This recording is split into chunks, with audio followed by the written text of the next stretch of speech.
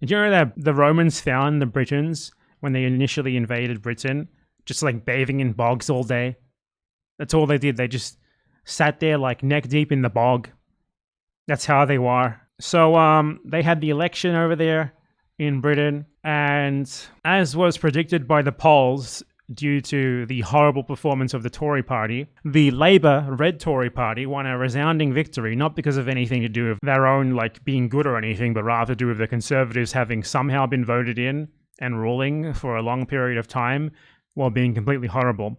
Polls had shown the Conservatives basically ended up being wiped out with like 20 seats remaining, and in the end, it was more like this: 125 seats remaining, minus 252. Labour gained 214, so a lot of the Conservative seats went to other parties. A lot of them went to Reform UK, which is basically the Hail Hitler party. But because of how the electoral system works in the UK, in terms of the popular vote, Labour actually got less than what Corbyn got when he was running for PM. It's just, you know, a system where you win seats. You don't actually need to win the popular vote because you just need to win the individual seats. So look at the popular vote, 33%, and look at the majority they got. It's crazy that this system, like electoral systems, are so bad that this is how it ends up. Corbyn got more votes overall. So lest you think this is some sort of incredible Labour performance, this is just discontent with the Conservatives, and people ended up voting for Labour because of the two-party system, basically. Though I will note that Jeremy Corbyn retained his seat of Islington North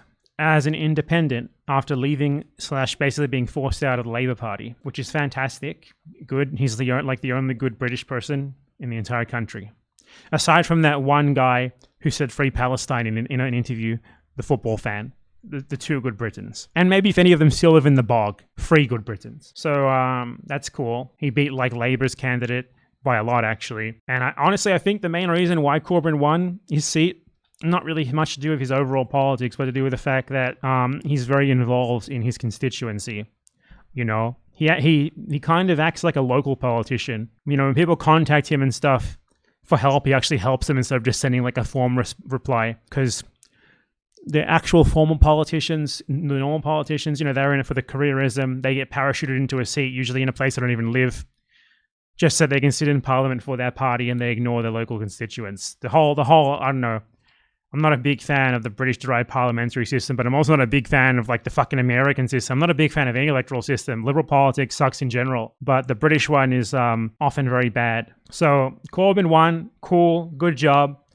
And there was also a couple, at least 4 or 5 pro-Gaza independents who won seats from Labour in the UK electoral campaign, which is another good thing. Basically, Labour straight up giving up seats because they want to support genocide. Haha.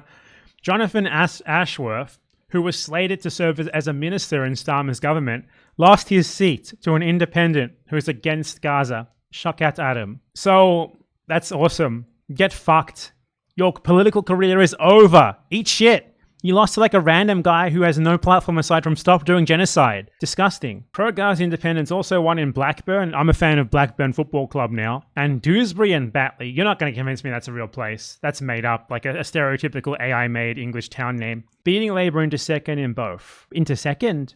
Oh no, they beat Labour into second. They won second themselves, so they were first. So there is at least marginally positive news from the UK election results. But I think what you can expect from the Labour government is basically just going to be, they're going to have a massive majority where they can do whatever they want. Like literally anything they want. There's nothing stopping them.